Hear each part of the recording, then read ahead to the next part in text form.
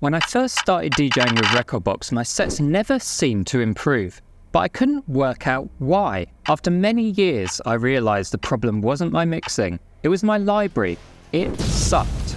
But because I couldn't recognise the warning signs, I didn't know how to improve it. I've looked at hundreds of your comments and my own experience, and I've learned that most DJ libraries go through the same 5 stages. It can be really hard to identify what stage yours is at right now, but once you learn how, it can instantly improve your DJing. In this video, I'm going to reveal the critical indicators you need to spot a bad library, show you how to move from one stage to another easily, uncover how every new stage can boost creativity and originality in your sets, and show you how your DJ library can turn you into a fashion icon.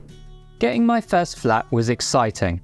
But after I'd paid the deposit, conveyancing and moving fees, there wasn't a whole lot left to buy furniture. That's why my first trip was to the home of Flat Pack and Meatballs. One of the first things I bought was a wardrobe. I think it was called a smooglapen. I forgot to buy hangers, so everything was just thrown in there. The clothes were off the floor, but it was disorganised and a nightmare to find anything. A level 1 DJ library looks a bit like my smooglapen. It's a place to throw music, but it's not designed with intent. A level 1 library is probably full of weird or incomplete metadata, YouTube rips, and USB drives full of dodgy MP3s you got off your mate Dave who works in Greg's. Level 1 is all about getting off the starting line. Maybe you're a completely new DJ or you're making the transition to digital DJing. But putting any sort of cohesive set together with a level 1 library is almost impossible. Genres are mixed up, you can't search for or filter tracks reliably, nothing is analysed properly, and the beat grids are a mess. You've taken your first step, but there's a long way to go before you can use this library to DJ with. After a while, I got round to buying some hangers. I even bought different kinds of hangers for my tops and my bottoms. Fancy. Finally, my clothes were off the floor. My smooglapen was starting to be a bit more functional. It was faster to find the clothes I wanted, and my tops and bottoms were separated. The best way to find if you're at level 2 is to look at your playlists. They'll often be like these: Tech House, 2012, 138 to 140 BPM. The level 2 library is all about describing your music as what. What genre is it? What BPM is it? And who's the track by? To move your library to level 2, here's some things to do. Tag your tracks with genre. Tidy up track metadata, analyze your tracks and correct beat grids, and add basic cue points. The level 2 library tells you what the track is, but not how or why you should play it. It doesn't set you up for any kind of creativity. To unlock that, we need to move to level 3. A few years passed and I was eventually able to move into a new house. It's the one I'm recording this video in now. The smooglapen came with me. It sat in the middle of the floor like an awkward rhombus at a trapezoid party. I couldn't handle looking at its stupid rectangular face anymore. It was time to invest in some fitted wardrobes. Something that would be more tailored to the room they were in. Like a fitted wardrobe, a level 3 library is where you start tailoring your library to you and your personal style of DJing. It also takes the what tagging we did in level 2 to the next level. And by the way, as we go through, let me know what level you think your library's at in the comments. If your library's at level 3, you've probably started to tag your tracks, identifying things like vocals, musical elements, or energy. If you haven't started tagging yet, I recommend starting simple with 1 or 2 and building them up over time. But the more descriptive we can make our tagging, the more powerful our playlist can become. We can start thinking about the time of night you're playing, different combinations of energy and subgenre, or ways to combine tracks with similar musical elements. This can be a great way of mixing between genres. After I'd got my fitted wardrobe, I also invested in one of these.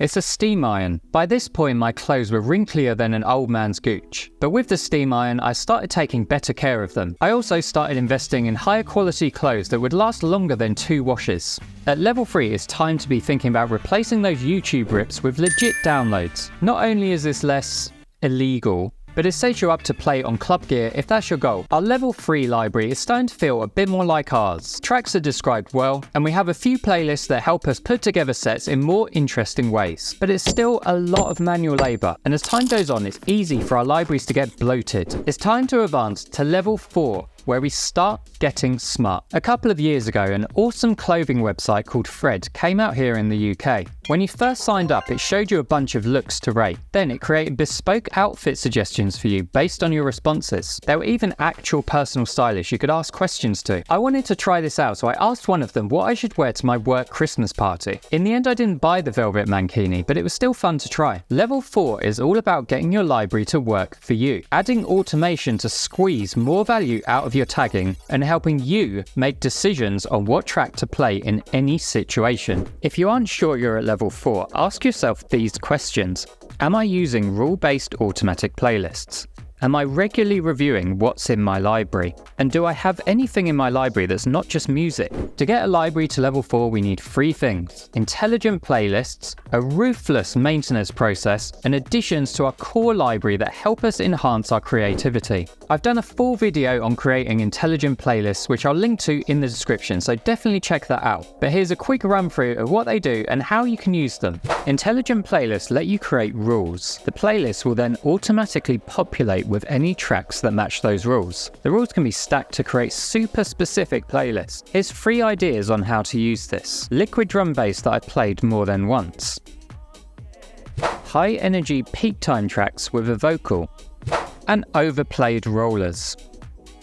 I don't know if you do this too, but I realised I kept buying grey jumpers over and over again. Foggy Daydream, Pigeon Feather, Elephant Foot. I had every shade of grey going. I wasn't keeping track of what I actually owned. After the 8th one arrived, I knew I had to do something about it. I decided every few months I would go through my wardrobe. I looked for duplicates, clothes I'd never worn, and clothes I didn't like anymore. At level 4, we need to start paying much more attention to maintenance. Regularly reviewing our tracks, removing any track that's no longer serving a purpose. At level 4, it's common to start adding more creative DJ tools to your library. Things like acapellas, stems, DJ edits, or samples. These all help you add extra flair to your sets, and it can improve the performance aspects of your DJing. A level 4 library acts like a finely oiled machine. Manual tasks are automated, tracks are high quality, and you can find and filter tracks like that. But it's just that, a machine, soulless, cold, and oily. To reach the DJ library promised land, we have one more giant leap to take.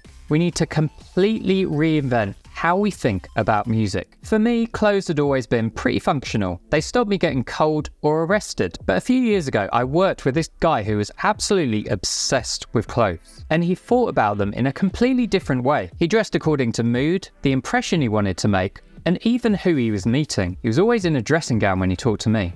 Weird. When you hit level 5, you start to describe your music using feelings, emotions, and outcomes. For a level 5 library, we need to start thinking about our music in a new way. What vibe does it create? What emotions does it trigger? And what reaction does it elicit from the crowd? Level 5 is so important because it helps DJs craft emotional experiences that resonate, not just tracks played in order. But how do you even tag a vibe? And what other ways are there to use a well-organized library to create new and interesting playlists? Check out this video next where I show you new ways to turn your boring playlists into sets people will remember for years to come.